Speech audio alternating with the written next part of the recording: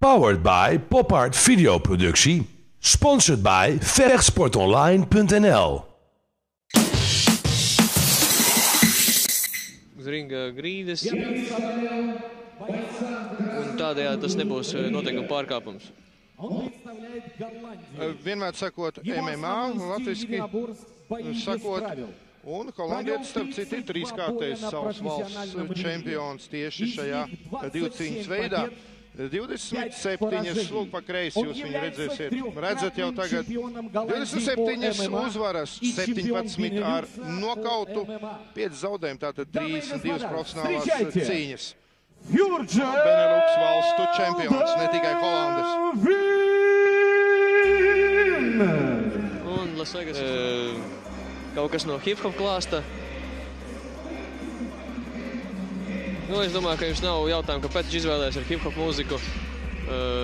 Noskaņos viņš ir samērā kareivīgi, soļo pa ceļu uz ringu ar saviem asistentiem, kas viņam ir veseli 3, kļūdījos 2.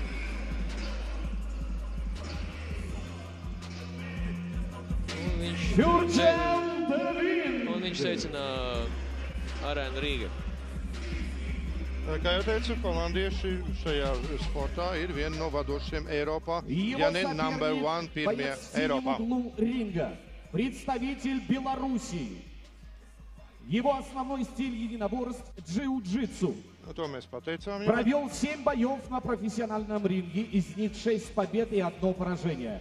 Является чемпионом Белоруссии по джиу-джитсу 2003 года, чемпионом Франции по джиу-джитсу 2004 года и чемпионом Белоруссии по рукопашному бою 2005 года. Дамы и господа, встречайте Евгений! 29 gadu viņam ir pieredzējis, ļoti pieredzējis, tāpēc arī tik daudz viņam titulu dažādu. Jā, parādās Baltkrievijas sportists. Mūzika ir tāda vairāk klubu mūzika. Viens asistents. Šis te Baltkrievijas sportists ir smagāks par savu oponentu. Un, kā Maris jau teica, jā, viņš ir 5 gadi vecāks, varbūt arī tāpēc pieredzējošāks nekā viņa pretinieks.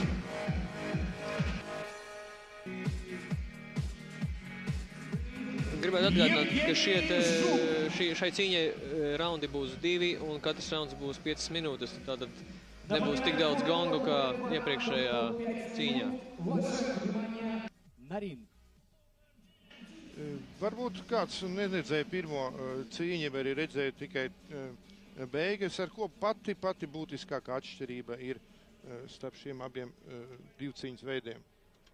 Tātad, kā es teicu, taiboksā sports vairāk visa cīņa norit kājās stāvot, un šajās cīņās ir arī atļauta cīņa uz zemes un cīņas paņēmieni, kas varētu būt, ir paralēlis ar sambo, judo, jiu-jitsu, grieķu romiešu cīņa, brīvā cīņa.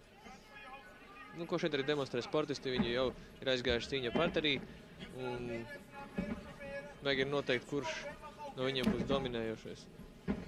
Atrodoties parterī, pretinieks drīkst izdarīt arī sitienus ar rokām pa gulošu pretinieku. Jā, cīņu veidu ir dažādi, daudzi, un pat tajā pašā karatē vien ir pār pa 10 dažādu novirzienu.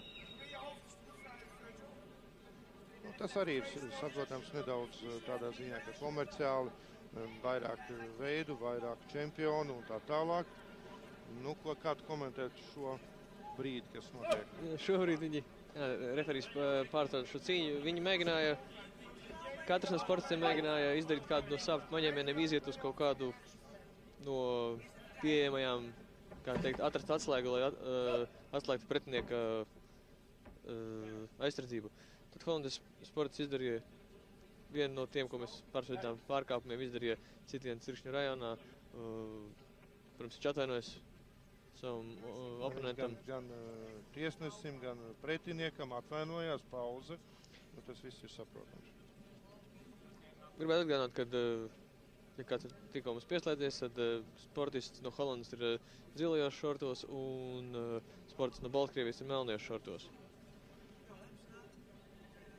Sportistam, kurš saņēma šāda veida traumu, ir tik dots laiks rehabilitēties un sakopties, savākties cīņai. Sportists no Holandas ir ar tetovējumiem klāts. Mums tetovējis uz vēdera savu Bad Boy, kas ir arī viens no brandiem, kas ražo ekipējumu cīņas par veidiem. Baltkrievijas sports ir atkopies un turpināt cīņu.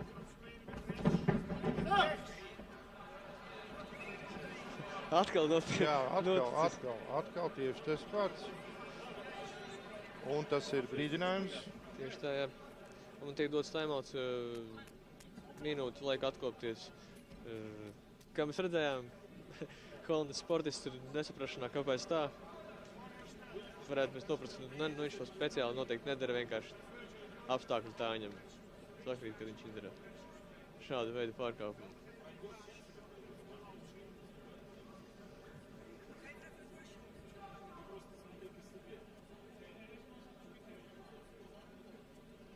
Visi gaidām, arī zālē šeit. Skatītājs sāk aplaudēt.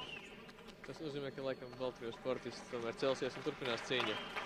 Jā, skatītāji uzmundrina viņu un cīņa turpināsies.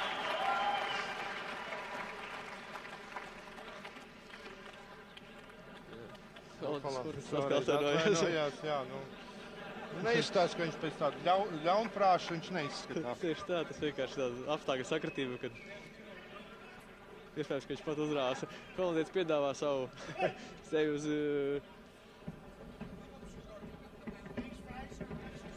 Un cīņa turpinās. Man liekas, paslīdē vienkārši. Iespējams, bet es domāju, ka tas bija viena no taktiskiem paņēmieniem, lai viņš ātrāk varētu novest cīņu uz parterī. Kā redzat, Baltkrievijas sportisti mēģina izdarīt savu paņēmienu, savukārt holandietis blokē un Baltkrievijas sportists, atrodoties tā sauktējā malka position, viņš mēģina izdarīt citienus pa Holandas sportistu korpusu.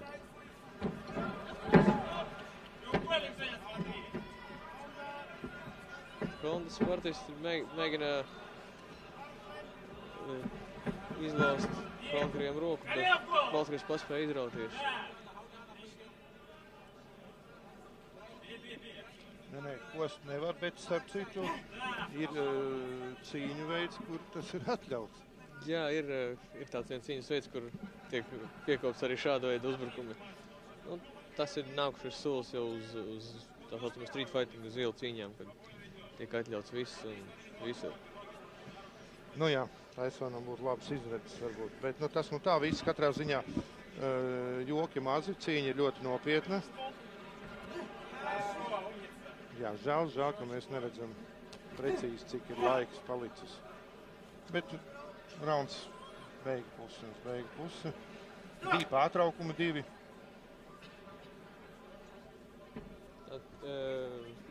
Ringa tiesas ir pārtraucis šo cīņu, jo sportisti bija izgājuši jau ārpus ringa. Viņi,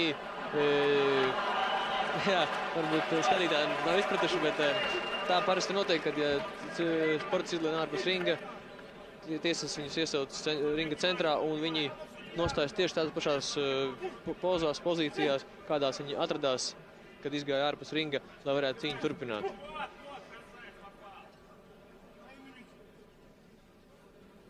Holandas sports neļauj Baltkrievijas sportistam izdarīt citienus, mēģina izrauties un iziet uz sapļu paņēmienu.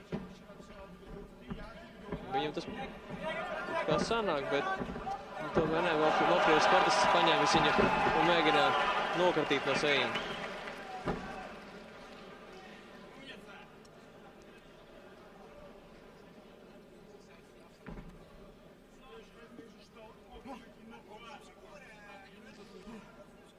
Tad Holandas sportists fiksē Baltkrievijas sports un izdara sitienus galvā.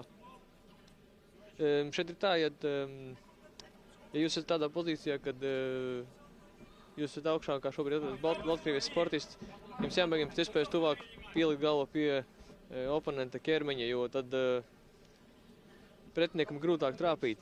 Un savukārt tas palielina jūsu izredzes uzvarēt. Bet holandietim šajā situācijā, nu, man liekas, ka maksimāli viņam ir nezaudēt šajā brīdī. Tas, ja sportists ir lejā, nevienmēr nozīmē, ka viņš ir tuvāk zaudētāja pozīcijai. Jā, raunda beigas. Ja bieži vien sportists atrodas zem savu pretinieka, viņi arī uzvar. Atrodas tādā pozīcijā, sportisti atkopjās, saņem vērtīgu informāciju no saviem. Tas viss notika iepriekšējā raundā.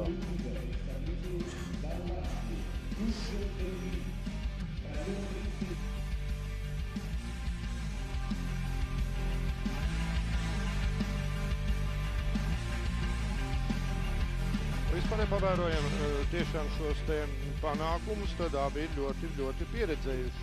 Gan Baltkrievam ir 3 čempionu tituli, pat Francijas jiu-jitsu atklātajā čempionātā, un MMA holandietis vinnējis ne tikai Holandē.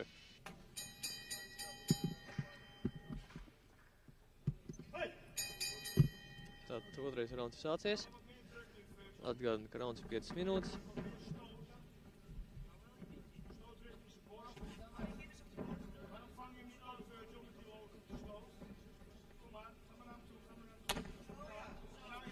Sportisti abi šobrīd cīnās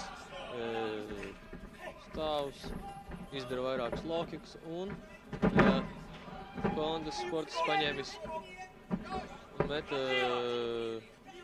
Baltkrievu, izdarīja pāris sitienus ar cēlī.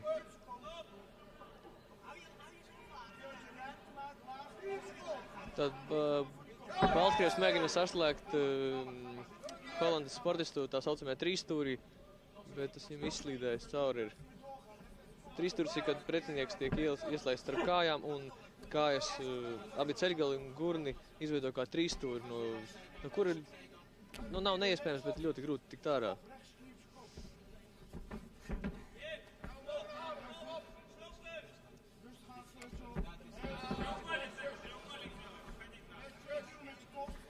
Devins mēģina nožņaukt ar gurniem Žukovu, bet Žukovs tomēr tika ārā un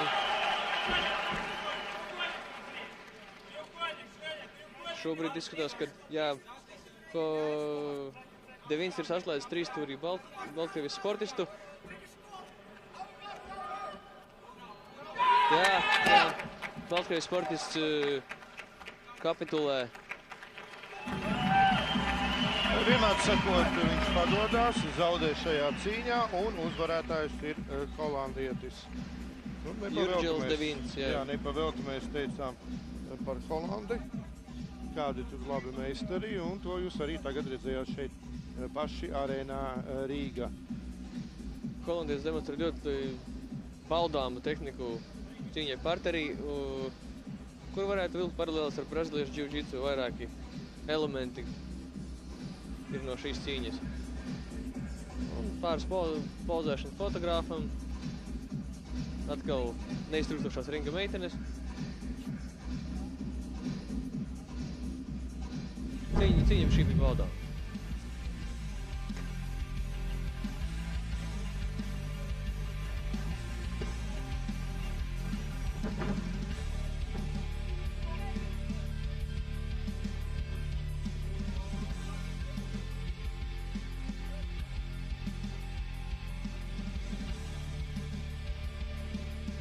Nu, te nav viss ir skaidrs, holandietis ir uzvarējis, Evgeņijs Žuks padevās, bet, viņš bija spiests padoties. Jā, viņš bija paņems tā sauktajā trīsstūrī un... Итак, в этом поединке в результате болевого приема победу одерживает Sāpi paņēmienu uzvaru izcīnā holandietis Devins Holandē.